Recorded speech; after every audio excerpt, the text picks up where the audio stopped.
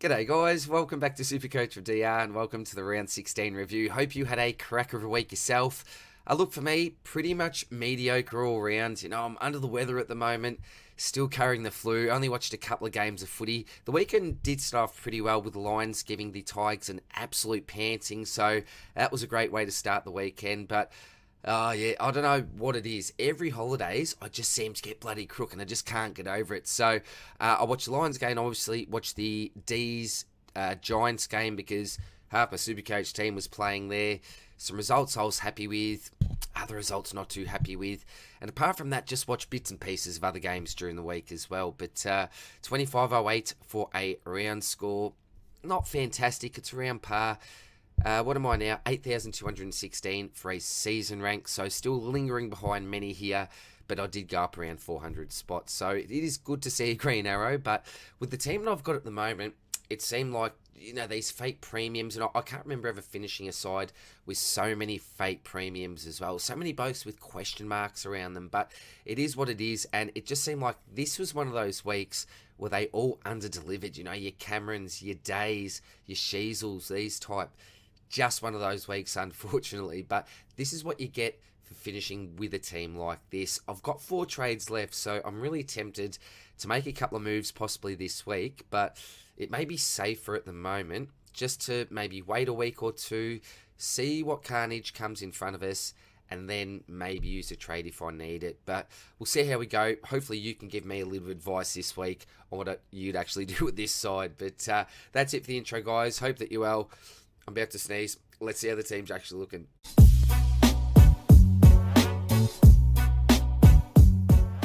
Alrighty, let's get into it now. I've tried to record this 3 times, and every time I have, I've had some sort of a sneezing or a coughing fit. So if I do, I'm just going to roll on with it. Apologies. Let's just get through this very, very quickly. In the remaining salary, we have 44,300. 4 trades left, along with the 1 boosts. I've been very, very tight with that boost. I should have used it earlier on. So that's another lesson learnt this year. Be more aggressive with your boosts. So let's see how the team's actually looking. Top 2 defenders this week, Dacos and Stewart, 149 and 147 apiece. Always fantastic to see, but the issue is with these types of players, you're not getting a real advantage on the competition because pretty much everyone else has them at this stage. You got Dawson, 102, again pretty mediocre, just like my week. And unfortunately for me, in my defensive line, I think this is where the fake sort of premiums really start. Maybe a little bit harsh on the Seagull there, 99 for a season average, almost 100 there. So I suppose you can forgive him. 98 though. The issue is that most good teams, I think, have a Jack Sinclair here. You might have a Seagull maybe where Day is, or even where a Himmelberg here is. So that's a big, big, big issue in my side at the moment. I'm losing sort of 20 points a week in that spot.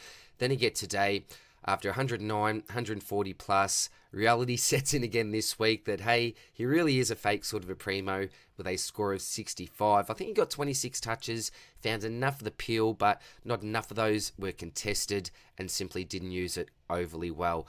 Maybe a little bit harshly scored here. Maybe could have been a 75, but it is what it is, and that's what you get when you've got players like Will Day sitting in your D5 position. I do have Himmelberg and Sheasel here as well. So Sheasel played the earlier game, 79 points. Again, was he scored pretty harshly for 30 plus possessions? Maybe, but 11 turnovers. That's going to hurt you every day of the week. So unfortunately, couldn't really deliver a decent score. And I thought, that's okay. I've got Himmelberg that I'll just put on place of him. So Himmelberg was already there. Obviously, Sheasel gets a good score. Constable comes straight on. So that was my play with getting Himmelberg in. And I tell you what, in the second quarter with 7 minutes to go, this bloke was on 60 points. And I thought, here we go, a 120. Could we be pushing a 125, 130? I hope so. Real pod on my side, but really slowed up after that. I think he gave a free kick away, may have had a bad turnover.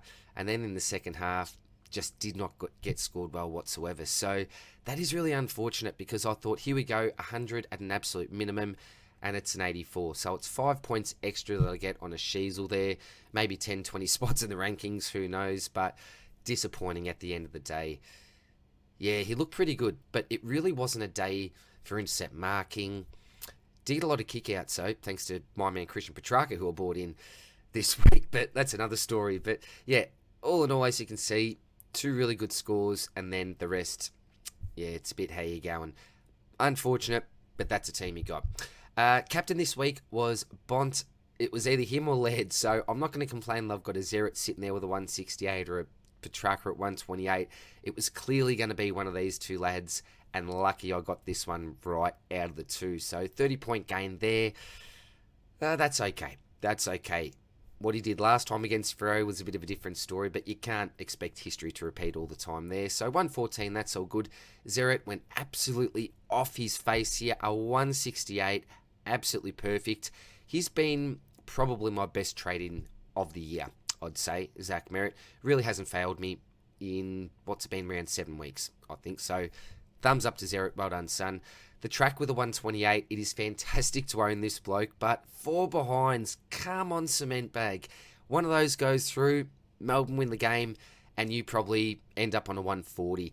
If 4 of those go through, then we've got a massive, massive ceiling game, but the conditions were absolutely terrible. But even in saying that, a couple of his opportunities, he would have kicked, I'd say, 8 out of 10, even on a day like that. So a little bit disappointing there. Left some points on the ground, but I'm not going to complain with the 128. That's all good. I will complain with this Rory Laird 84. The only shining light to this is that I didn't have my captain on him. Don't really know what happened here, but hopefully the man will bounce back, because just last week I said he is back, so I expect this is maybe a little anomaly and he'll get back to his best form next week.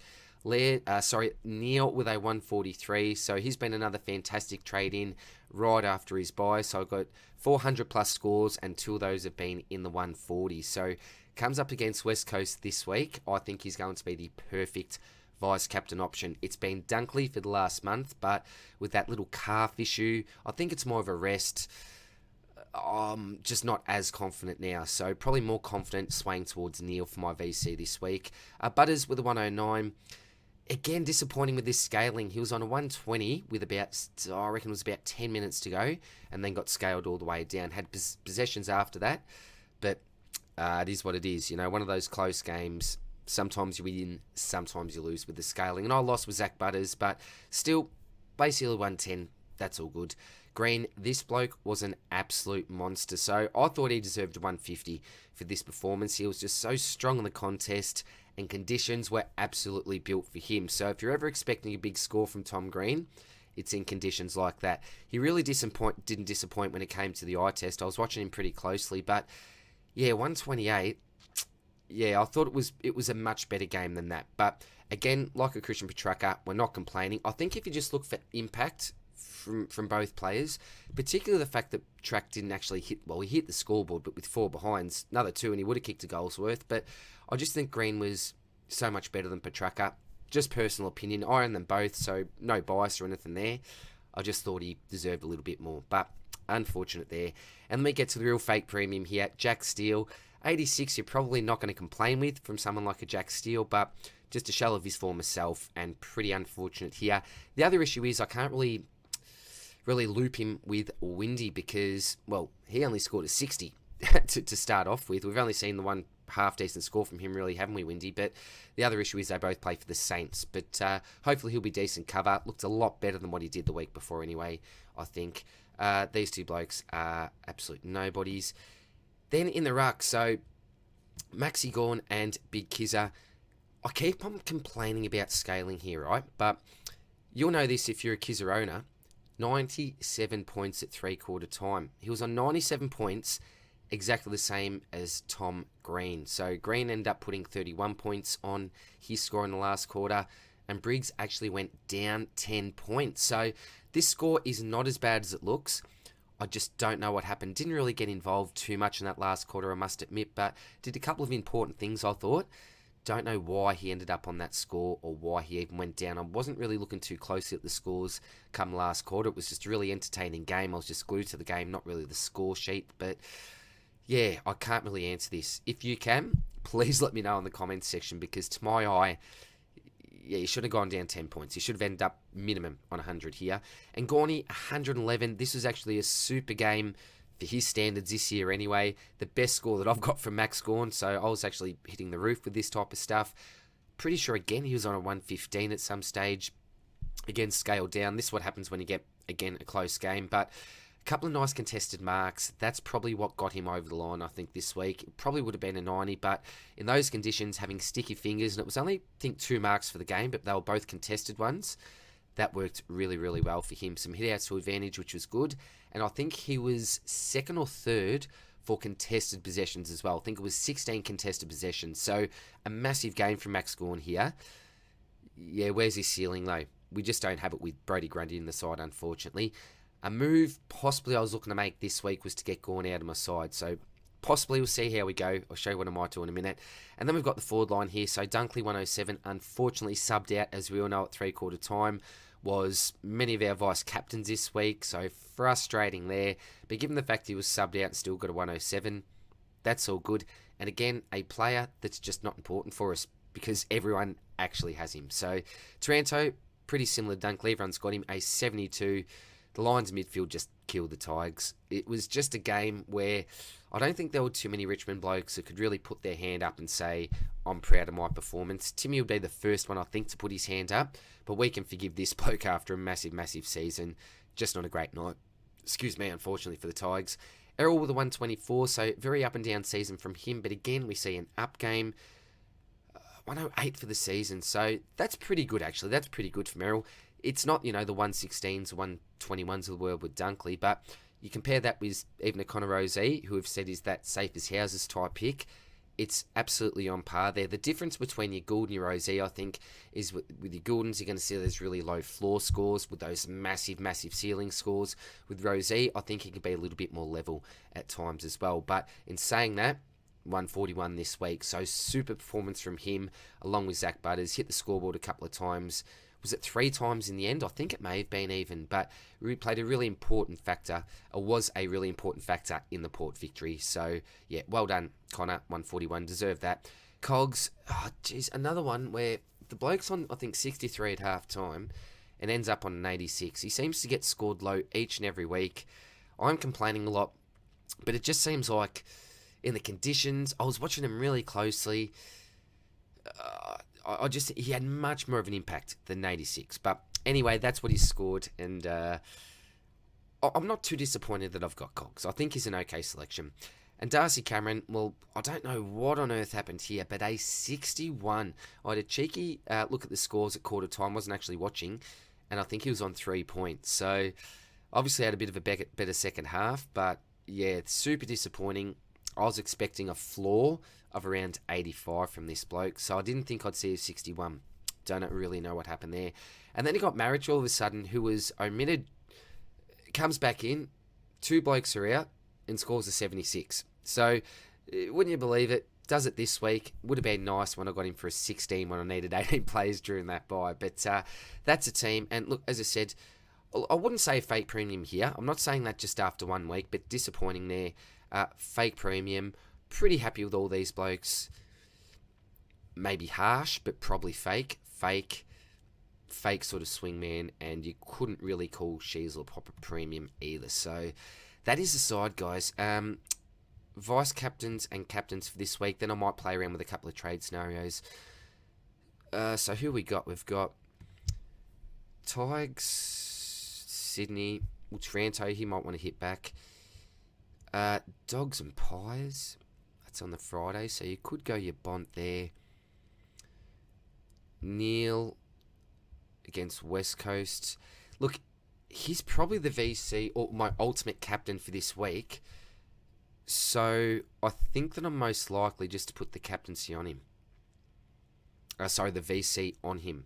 So I'm not really forced to take, a 114 type score just to be safe here. Who else got? Got the Giants against the Hawks. I just don't trust any of them. Saints against the D's. Maybe Track, yeah. I've bought him into the side as my highest price player. So I might as well use him. He got the Suns there versus... I just don't trust Butters or Rozee as actual captains. North against Geelong, no. Laird after last week, will he bounce back? Could it be a Dawson type game? Could it be a Zeret? Freo Carlton won't do anything for me. So, will Keezy go to Zeret? Excuse me. At this stage, I think it's going to be that for me. Yeah, that's probably what I'm going to do at this stage. Now, Himmelberg is playing before Sheasel. Gold Coast playing here. Beautiful. So this loop will work out again for me. But this time I'll loop Himmelberg. Actually, Collingwood's playing...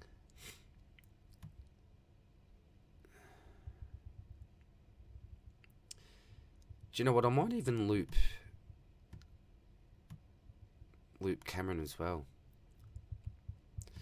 Alright, so I'll loop Cameron there. It's always a little bit risky not having that emergency just in case. But I'm prepared to do it. So yeah, I'll loop Himmelberg. Yep, that's how I'm probably going to go in for this week, I think. That makes the most sense. Alright, so... one thing I was going to look to do originally was I was getting sick of Max Gawn. You know, he's got Grundy in there. He's not a proper premium. He's an absolute fake premium. And watching some of Big Shrek on the weekend, what is he? So he's got a 125. Week before that, 84. With a break even. What's his break even? 72. Playing the Blues. Fixture like. So Cameron, nobodies. Jeez. Big O, nobody. Port and Hawthorn. Damn, he's got a pretty good run, doesn't he? In regards to rucks. So 562 there. 495. What's going at 517? Just cancel that for a sec. What's Maxie's break even? What's he looking like? 91. Okay, so coming up against Rowan and the Saints. I could give that another week possibly. You got Jack Steele here, so I've only got 486k. So even if we go by highest price, I'm not going to get anyone decent in. 486. So we start with...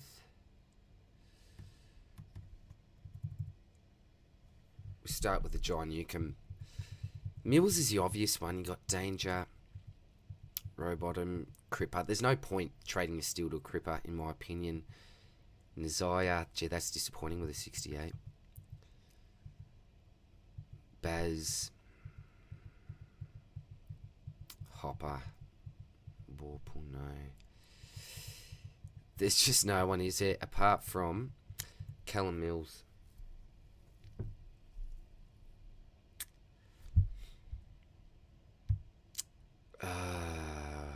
47 break even against the Tigers.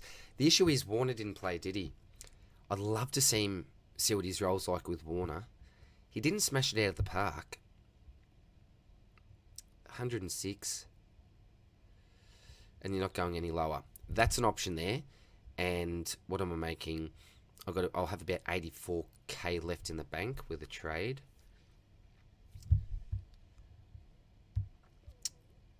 Will Day at 497.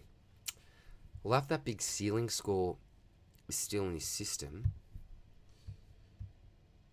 His break even 77, coming up against the Giants.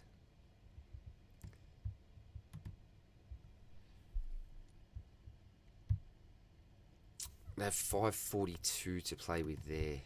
So, looking at a bit more quality. So you're not looking at a Sinclair though. Oh, she just away from a Luke Ryan. Get Ridley.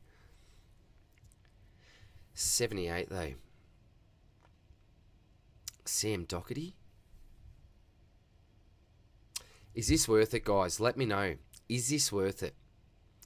Well, Days had that big score in his system.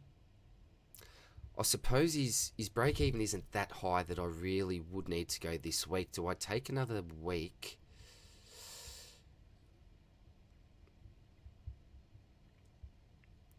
Bailey Dale with a 121. Is it a waste of a trade or 1, 2, 3? It'd be out of these three blokes here. I may actually take a really close look into these fellas here. Sheasler, I don't think it'd be worth trading because it'd be not this week anyway, because you're only looking at what, your 513, and yeah, you're getting to your days anyway. So that's a possibility, certainly a possibility. Trade out your day to, maybe your Dale type, and then you're really just worried about looping 2 here. Still,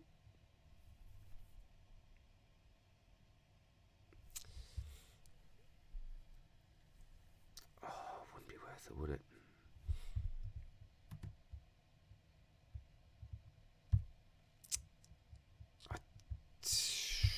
I'll be able to do it.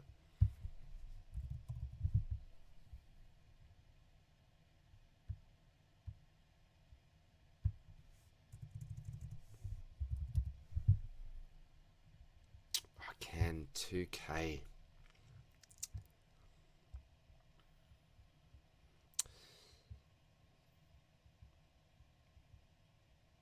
What's the difference in quality here?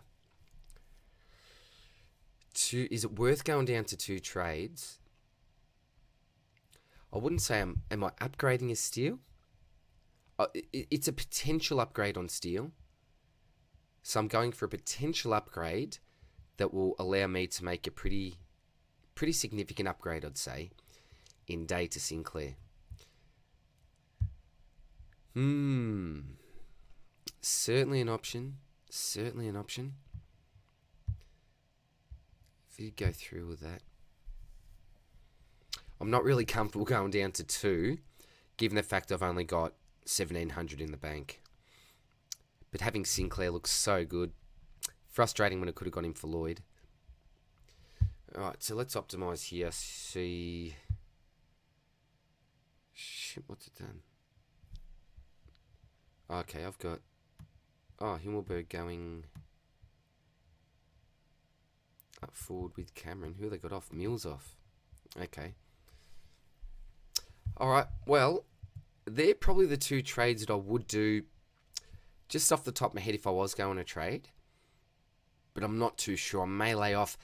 If you could do us a favour, guys, my head isn't thinking too straight at the moment. Let me know what you would do down there in the comments section. Would you go through with these 2 trades, get Sinclair in the side, say see you later Jack Steele, hello to Callum Mills? Or would you just save the trades, be safe, and maybe just leave them in the bank for a bit of a rainy day? Yeah, that'd be much appreciated, guys. So, look, that is it for now. I can't believe I just got through that without a coughing fit, so I better quit while I'm ahead. So, all the best of luck for this week. I'll try my best to get together with Spills and Janeth for the Swordplay Potty tomorrow night, but they may have to fly just the 2 of them. I'm not too sure. Hopefully I can rest up for that, and I'll definitely get the stocky out again this week. So, that's it for me now, guys. All the best. Take care. I'll see you soon in the next one. Bye.